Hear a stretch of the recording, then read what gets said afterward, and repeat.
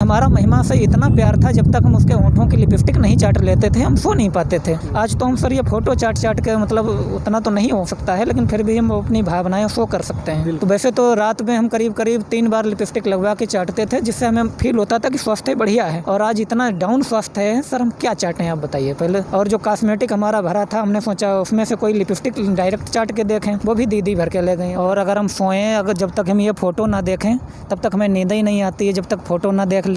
इसमें फ़ोटो है क्या? महिमा जी का फ़ोटो है, देख सकते हैं कितना सुंदर लग रहा है।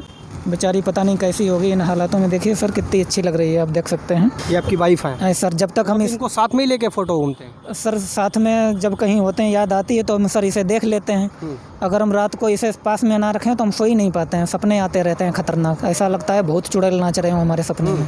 ये साथ में रख लेते हैं, थोड़ी सेफ्टी रहती है। हम महिमा से ये बोलना चाहेंगे कि महिमा जी प्लीज़ वापस आ जाओ। हमने आपको कभी मारा पीटा नहीं, जबकि ये जानते थे आपके लवर्स हैं।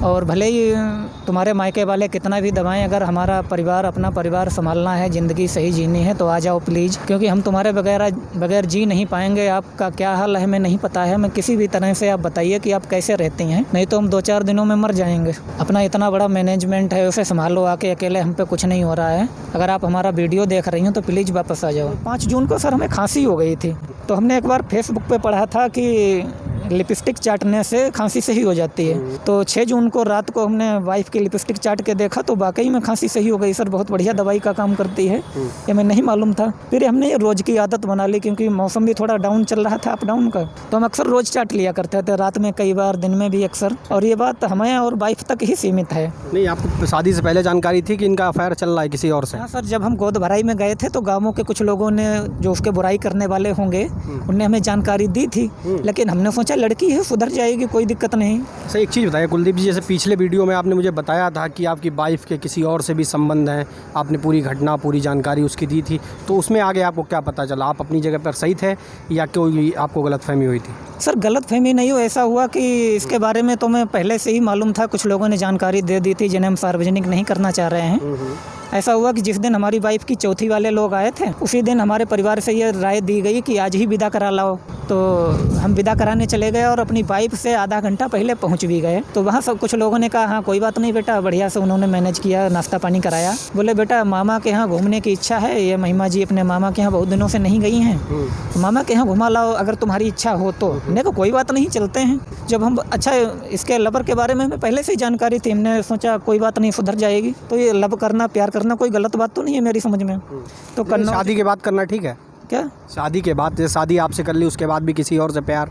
सर एकदम नहीं छूट पाता है, हम उसकी भावनाओं को समझ सकते हैं। तो जब हम कन्नौज में फूलमती माता के मंदिर के दर्शन करने गए थे, तो हमने अपनी वाइफ को समझाया था दीदी के बारे में भी और लवर्स के बारे में भी। उसने हमारी भावनाओं को शायद समझ नहीं पाया।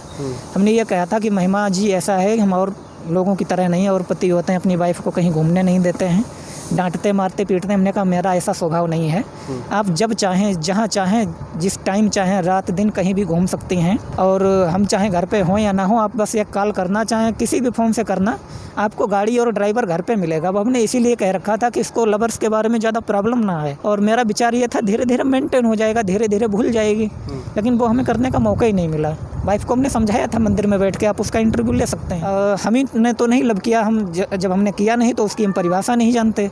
जिसने किया है, लोग लव के चक्कर में जान दे देते हैं, परिवार छोड़ देते हैं।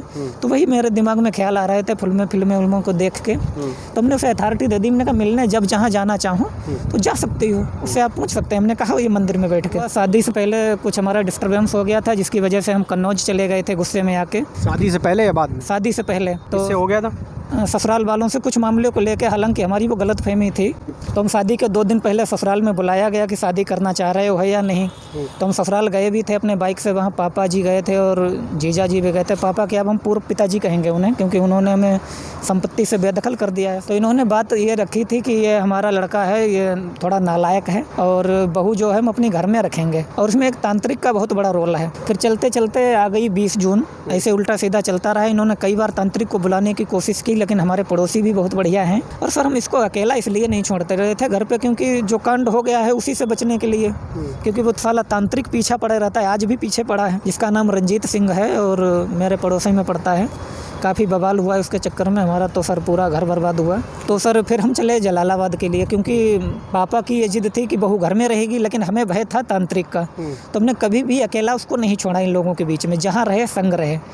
और ये हमारी लगातार ससुराल से शिकायत भी करते रहे। ससुराल वालों ने खैर गलत हमारे लिए कुछ नहीं कहा, और वे इस सिचुएशन को समझते नहीं थे कि आखिर साला बवाल क्या है।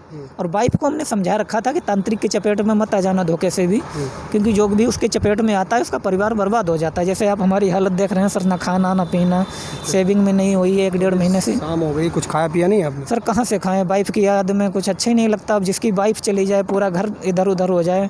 सर ये केवल एक फ़ोटो है, मिसे देख है इसमें। सर ये फ़ोटो है वाइफ का, जब कहीं जाते हैं तो देखने का मन होता है तो हम इसे केवल फ़ोटो देख लेते हैं। सर आप देख सकते हैं। तो फिर हम जलालाबाद चले गए 23 जून को, वहाँ रुके। तो हमने ये सोचा था 26 को हमें हिमाचल जाना था। तो हम ये भी सोच रहे थे कि मम्मी पापा के बीच में 2-3 दिन रहेगी, इसे हम अकेला अधिकतर नहीं छोड़ेंगे, क्योंकि दीदी से हमें पहले से ही खतरा बना रहता है और डर भी रहता है, जो कि अनचाहे में हो भी गया वाइफ की लापरवाही के कारण, या ससुराल वालों की लापरवाही भी कह सकते हैं। तो जब हम हिमाचल में थे, हमें इसको कोई तकलीफ़ ना हो, तो लगातार हर समय जैसे ही फ्री होते इससे फ़ोन पर संपर्क करते, हाल चाल पूछते, मम्मी पापा का भी हाल चाल पूछते। एक दिन इसने उल्टी सीधी बात बताई कि पापा ने लहसुन की सब्ज़ी बनवाई है गर्मियों में। 26 जून और 30 जून के बीच की एक कॉल रिकॉर्डिंग मेरे पास है, तो आप सुनना चाहें तो सुना सकते हैं। अब सर ये बताइए, गर्मियों में लहसुन की सब्ज़ी आप खाते हैं क्या? नहीं, मतलब इतना कोई स्पेशल नहीं है। नहीं, लहसुन गर्म तासीर का होता है, वो तो ठंड में यूज किया जाता है। ये सब तांत्रिक की वजह से हो रहा है। और जब हम हिमाचल में थे, हमें पड़ोस से एक मैसेज मिला, किसी ने किया, हम उसका नाम नहीं बोलना चाह रहे हैं, कि वही रंजीत सिंह तांत्रिक तुम्हारे घर पे आया है। तो उसका फ़ोन हमने काटा, अधूरी बात में तुरंत वाइफ का फ़ोन लगाया। हमने सोची अब कोई अनहोनी बिना हुए नहीं रहेगी। तुमने वाइफ का फ़ोन लगाया, हमने कहा घर पे कौन है? तो वाइफ थी छत पे, बोली घर पे तो कोई नहीं। हमने कहा सही से देखो कोई है। तो वो नीचे उतर के आई, कोई बोली हाँ है तो कोई। हमने कहा कौन है, कैसा है? तो उसने जो शक्ल बताई वो तांत्रिक रंजीत सिंह से बिल्कुल मिलती जुलती थी। तो हमने उसको समझाया भी, हमने कहा ऐसा है तुम घर से भाग जाना, पड़ोस में ऋषि राम जो हमारे चाचा का लड़का है उसके यहाँ चली जाना, मोहल्ले में चिल्ला देना, अगर कोई सिचुएशन संभाली ना जाए तो तुम पुलिस 112 बुला देना, वो सुधार लेगी। ये बोल के, तो जब ये हमारी बात हुई, शायद किसी ने सुना हो, तो तांत्रिक घर से निकल के बाहर चला गया। फिर वो घर पे नहीं आया, ये तो कन्फर्म है, पूरे गांव से आप पता कर सकते हैं। हमारे तांत्रिक इस पीरियड में घर पे आया था और वाइफ ने हमारे साथ ये डिस्कस किया था फ़ोन पे। तब हमें बहुत डर बैठ गया। हमने सोचा अब बिना अनहोनी हुए नहीं बचेगी, क्योंकि दीदी उधर से तांत्रिक के संपर्क में लगातार हैं, इधर से वाइफ बेचारी अकेली और हम भी साथ में नहीं। तो हमने वाइफ घबराए ना, इसके लिए उसके धीरज बंधा दी। हमने कहा कोई बात नहीं, जल्दी आएंगे, उसको प्यार से लेते रहे। जैसे ही 30 जून को हम सुबह बरसात में, भरी बरसात में लौट के आए, तो उसको लेके चल दिए। और पता नहीं लोगों ने घर पे क्या किया, उसका रास्ते से ही स्वास्थ्य खराब था। हमारे जैसे 26 जून को हम घर पे स्वस्थ छोड़ गए थे और 30 जून को उसका स्वास्थ्य डाउन था। उसने कहा कि हम गाड़ी पे नहीं बैठ पाएंगे, तो हमें प्रॉब्लम हुई। हमने 2 गांवों में रोका भी। अच्छा, जो कॉल रिकॉर्डिंग मिली थी वो कोई गलत नहीं थी, वो अलग विषय है। प्यार हर कोई किसी से करता है, हम नहीं करते तो क्या कोई किसी से नहीं करेगा। हमने उसको रोका नहीं, ऑब्जेक्शन नहीं लिया। अब कोई कहे कि उसे मारा पीटा, हमने उसे फुल अथॉरिटी दे रखी थी घूमने फिरने की, तो हम क्यों मारते पीटते? अगर मारते पीटते तो ऐसी नंबर ही नहीं आता। तो जब हम चले तो शाहबाद जब पहुँचे, पहले तो हम इसने कहा कि मतलब स्वास्थ्य खराब है, बाइक पे नहीं बैठ पाएंगे, तो हमने वो सर्विस के लिए जमा कर दी। हमने कहा चलो ऑटो पे बैठ के चलेंगे। उसके बाद में ऑटो पे बैठ के हम पहुँचे शाहबाद। ससुराल के लिए फ़ोन कर दिया कि हमें बाइक से ले जाओ, कि समस्या उनकी कुछ भी रही हो वो लोग नहीं आ पाए। ये चीज़ तो आप पहले वीडियो में बता चुके हैं। फिर आपकी वाइफ वो कहीं और रुकी, आपने वहाँ छेने खाए, हाँ। समोसे खाए, उसके बाद क्या हुआ? आपने छेने की ऐसी बात हो सकती है, हम सुबह के भूखे थे, डर के चक्कर में कुछ खाया नहीं। हो सकता है इन्होंने हमारे खाने में कुछ तांत्रिक द्वारा कर रखा, तो हमने वाइफ को भी नहीं खाने दिया और खुद भी नहीं खाया।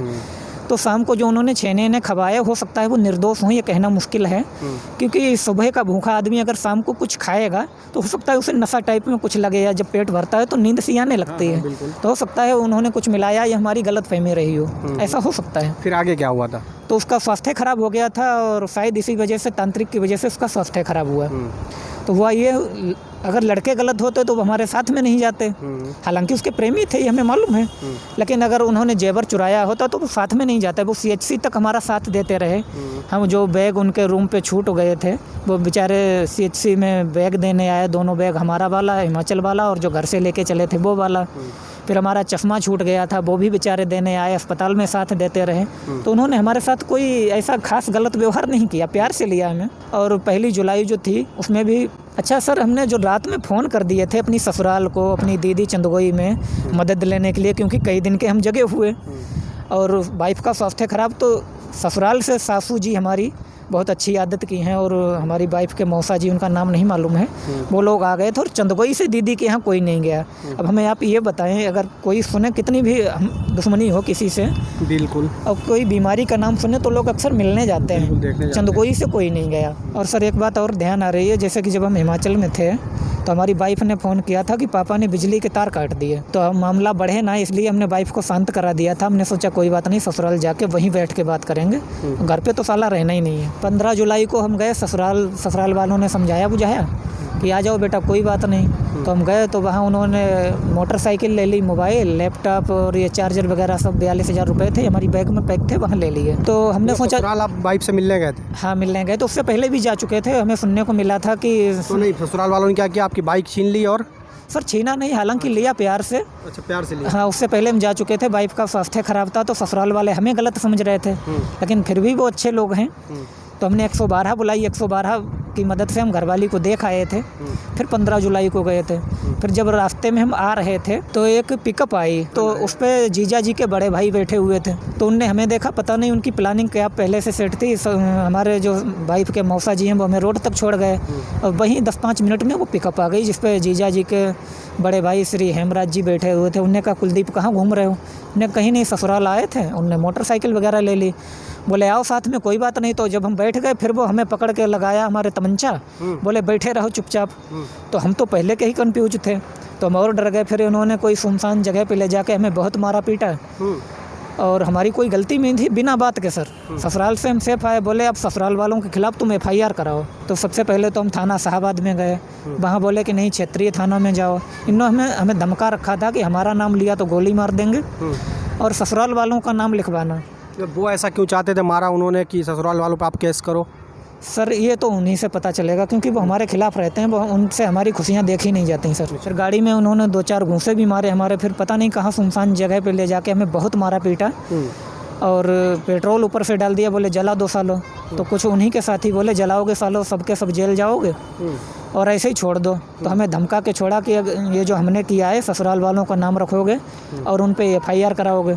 तो सबसे पहले हम थाना शाहबाद गए, वहाँ बोले अपने थाने में जाओ। तो हम अपने थाने सिंधौली में आए, सिंधौली में बोले कि नहीं, अपनी ससुराल के ही थाने में जाओ। तो सर फिर रात हो गई थी, कुछ पुलिस अधिकारियों ने कहा कि आज यहीं रुक जाओ, कल चले जाना। हम तो वैसे रात में ही जा रहे थे सर, पूरा शरीर जख्मी था। किस चीज़ से मारा था आपको? सर लात घूंसों से। आप क्या चाहते हैं अभी, जैसे आप जो बता रहे हैं आप भूखे भी हैं और आप बता रहे हैं कि हम बहुत परेशान हैं? सबसे पहले तो हम कुछ खाना चाहेंगे। हमें जैसे जहां हम खाना हमें मिल जाता है, दीदी उनसे झगड़ा करा देती हैं। सर ससुराल वाले शायद हमें गलत समझ रहे हैं, हालांकि हम अपने स्तर से गलत नहीं हैं। कभी चोरी छुपे वाइफ ने आपको फ़ोन ऑन किया हो? नहीं सर, उसे ऐसा मौका नहीं दिया जा रहा है। तो आपको ये पता है कि मतलब आपकी वाइफ चाहती है आपके साथ रहना? सर वो तो रहना चाहती है, खुशियों से रही हमारे साथ, बाइक पे घूमी, होटल में खाना खाया, तो क्यों नहीं चाहेगी। और प्रॉब्लम कहाँ आ रही है अब? प्रॉब्लम तांत्रिक और मीना के बीच में आ रही है। ये लोग क्या चाहते हैं आप लोगों से? सर ये चाहते हैं कि हम वाइफ के साथ में घर में रहें, और घर में सर कैसे रहें, हमारे वाइफ की बेडरूम की कुंडी हमारे पापा ने काटी, जो शादी से पहले ही काट दी थी, और 112 के सामने पापा और दीदी ने स्वीकार भी कर लिया कि हाँ हमने काटी। इन्होंने बिजली की वायरिंग काटी। तो सर ऐसी जगह पे हम वाइफ को कैसे छोड़ सकते हैं? पराई लड़की है, कुछ जिम्मेदारियां होती हैं, और वो हमारे भरोसे अपनी ज़िंदगी हमें समर्पण कर रही है। बिल्कुल। तो हम उसे ऐसे लोगों के हाथों में कैसे सौंप दें? अभी आप कहाँ रहते हैं? सर सड़कों पे रहते हैं, कहीं इस रिश्तेदारी में, कहीं उस रिश्तेदारी में, और हमारे मम्मी पापा या दीदी को मालूम पड़ जाता है तो वो उससे झगड़ा करने को तैयार हो जाते हैं। इन्होंने अनेक जगह पे झगड़ा किया है। तो काम आप जॉब कर रहे थे वो? सर वो तो बहुत दिन से डिस्टर्ब है, हमारा इतनी मारपीट करके इन्होंने छोड़ दिया, हम काम करने लायक। आपने पहले मिले तो क्लीन शेप था बिल्कुल, ये दाढ़ी वगैरह क्यों बढ़ा रखी है आपने? सर पैसे नहीं है तो काहे से बनवाए। दूसरी बात ये, कोई 10-20 रुपये दे भी देता है तो 4-5 समोसे मिल जाते हैं, वो खा लें। अब सेविंग ज़रूरी है, खाना ज़रूरी है, आप बताएं सर। बिल्कुल नहीं, खाना पहले ज़रूरी है। यस सर, बहुत हम तो प्रॉब्लम है सर, आप बताएं हमें करना क्या चाहिए। सबसे पहले तो हम द गली मोहल्ला चैनल को बहुत बहुत धन्यवाद देना चाहेंगे, जो मतलब सारी सच्चाइयों को पूरी पब्लिक के बीच में रखता है, और बहुत लोग इसे पसंद करते हैं। नंबर 1 का है ज़िले शाहजहाँपुर में तो आपका चैनल। धन्यवाद, और बहुत बहुत धन्यवाद आपको।